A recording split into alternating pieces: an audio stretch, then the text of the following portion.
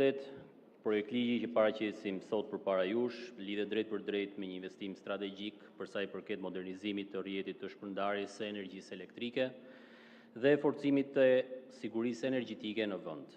Ratifikimi i marrëveshjes së garancisë ndërmjet Republikës së Shqipërisë dhe Bankës Evropiane për Ndërtim dhe Zhvillim mbështet më konkretisht financimin e projektit për ndërtimin e nënstacionit në qendër të Tiranës nga operatori i shpërndarjes së energjisë elektrike. Ky investim është pjesë e vizionit të qeverisë për ndërtimin e një sistemi energjetik modern, inteligjent dhe të qëndrueshëm, të aftë për të mbështetur zhvillimin ekonomik dhe urbanizimin e shpejtë të vendit. Përmes zbatimit të këtij projekti, ne rrisim sigurinë e furnizimit me energji elektrike, përmirësimin cilësor të rrjetit, si dhe përgatisim sistemin për sfidat e së ardhmes. Nënstacioni do të jetë plotësisht i digitalizuar dhe nëntoksor. Kjo do të garantojë rritje të eficiencës operacionale, reduktim të humbjeve teknike, si dhe krijimin e kapaciteteve të nevojshme për integrimin e burimeve të reja të energjisë së rinovueshme. Të nderuar deputet, Shqipëria ka arritur rezultate të prekshme dhe pozitive në sektorin energjetik dhe gjatë viteve të fundit janë realizuar investime të rëndësishme në modernizimin e rrjetit të transmetimit dhe të shpërndarjes, janë reduktuar ndjeshëm humbjet në rrjet, si dhe është përmirësuar qëndrueshmëria financiare e sektorit. Gjithashtu, është avancuar me investime të reja në rritjen e kapaciteteve prodhuese nga energjia diellore dhe ajo e erës.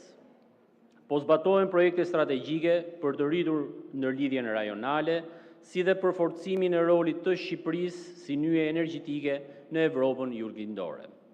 Falë reformave dhe investimeve të ndërmarra, humbjet në rrjet janë reduktuar nga rreth 45% që shënonin në vitin 2013 në 16.9% në vitin 2025.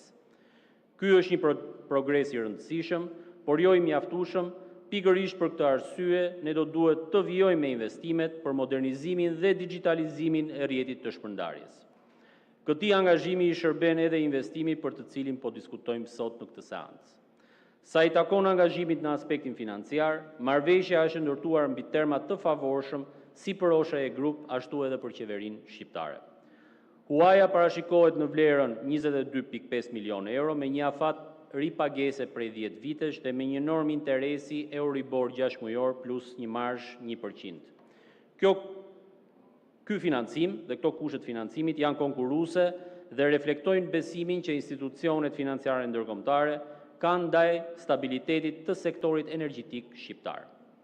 Garancia shtetërore nuk përfaqëson një shpenzim buxhetor, ajo shërben për të mundësuar financimin e një investimi strategjik me kosto të ulët, duke i dhënë OSHE-s akses në kushte financimi që nuk do të ishin të mundshme në tregun komercial.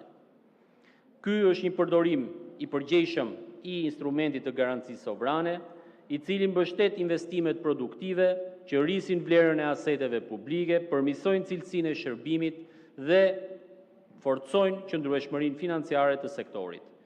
Të nderuar deputet, nevoja për furnizimin me energji elektrike po rritet gjithnjë e më shumë si rezultat i zhvillimit ekonomik të vendit, urbanizimit, por edhe investimeve të reja.